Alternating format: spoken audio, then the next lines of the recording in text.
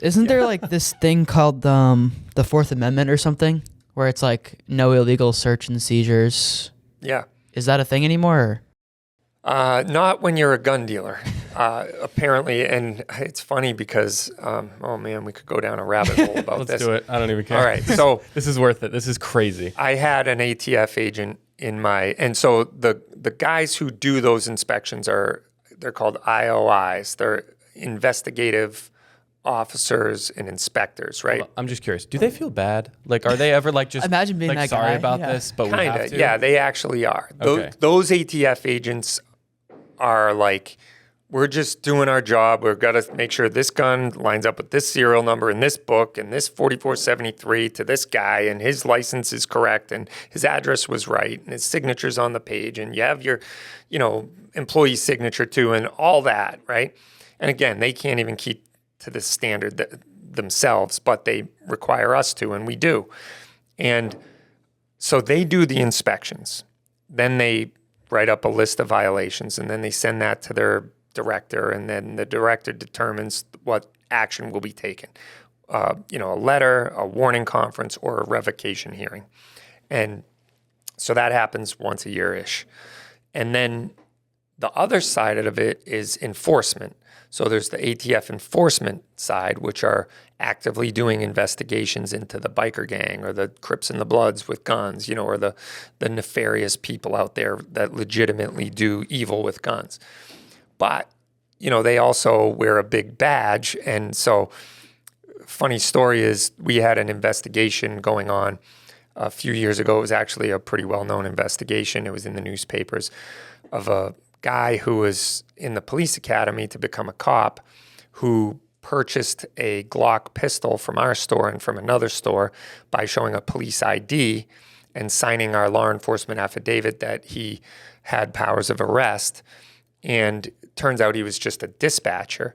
And so we can't sell Glock pistols, the number one selling handgun in America, to regular citizens because the Attorney General deemed them too dangerous. So that whole list of guns I told you about, the Attorney General's regulations, they determined that Glock pistols do not meet the Attorney General's regulations. But then they exempted police departments and police from the Attorney General's regulations. So if that doesn't stink of hypocrisy, I don't know what does, because they're saying it's too unsafe for you to own, but yet we're going to give them to cops in their official duties, and also they can own them personally. But if they're that unsafe, why do we want to give them to cops? Well, because they're really not unsafe. We just don't trust you with the most popular handgun in America, and this is our way of doing a backdoor gun ban. So you can't buy Glocks, but you can as a cop. So this guy who's going through the police academy flashed his thing, and when he's in the police academy, the police chief looks at him and says, "Hey, that looks like a new Glock. Where'd you get that?" "Oh, I got it at Cape Gunworks." "What? You can't do that. You can't buy that. You're not a sworn officer yet." So this police chief launches an investigation and charges the kid with, unlawful possession of a firearm for straw purchase stuff and gets the ATF involved. Wow. So the ATF comes down to us to get the form, the 4473. He shows us his credentials. And some of you might know who this ATF agent is if you watched a very high-profile trial that just took place in Massachusetts. So the agent's name was Brian Higgins. And so he's in our shop to get this form, and he's watching us conduct business. And he sees a girl at the counter buying a gun. She's doing her paperwork, doing all that. And her boyfriend walks in and, whispers in her ear, and she points over there, and then he walks away. And this guy's observing this whole thing. And then she finally gets her gun and she leaves. And he says, "I need to see that 4473. And I'm like, I've never been in this position before. I don't just feel comfortable turning over my customers' information to law enforcement agencies just because they ask for it. Yeah, you need a warrant. So I'm like, yeah, I think there's a warrant and a subpoena at the very least that there's some ongoing investigation.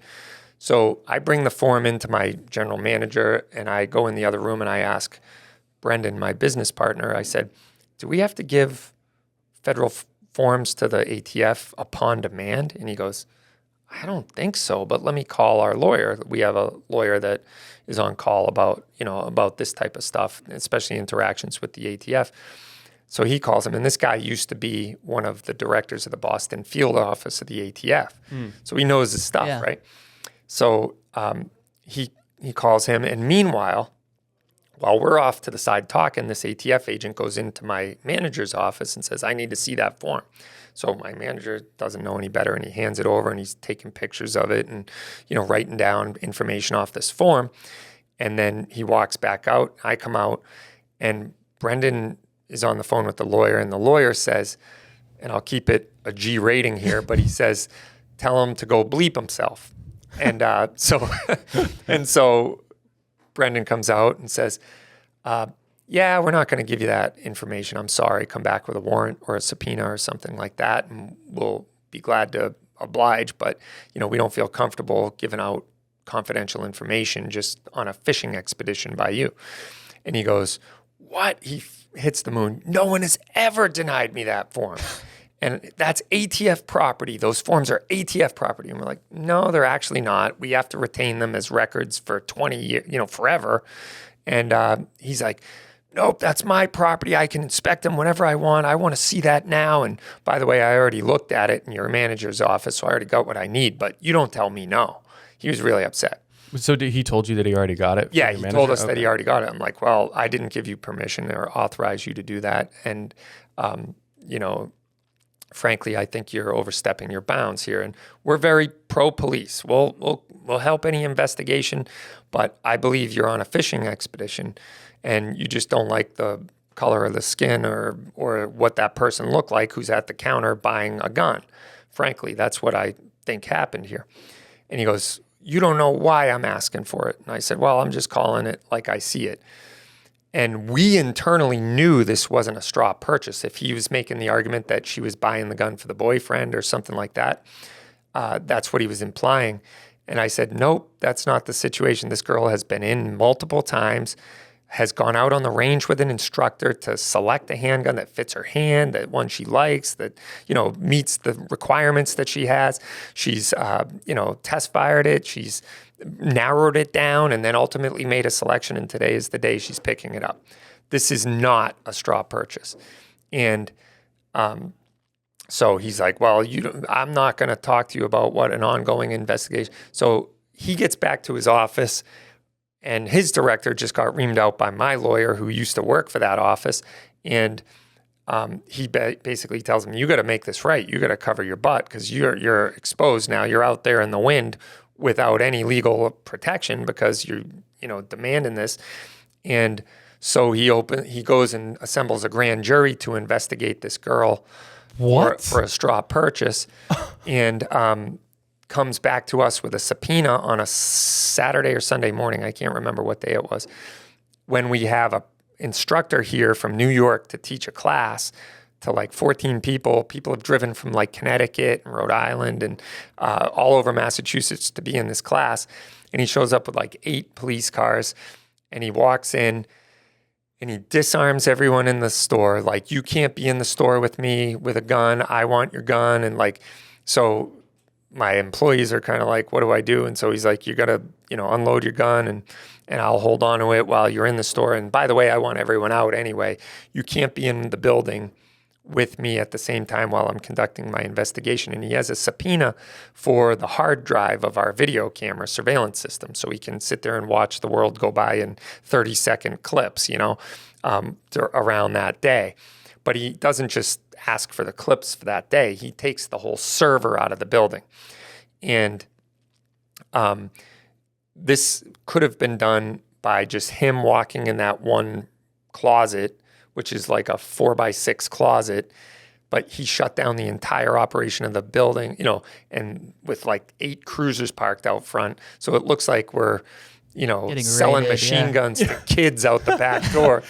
And so that's great. All that to really just throw his weight around and peacock out and say, I'm the guy, you don't ever tell me no, don't you ever forget it.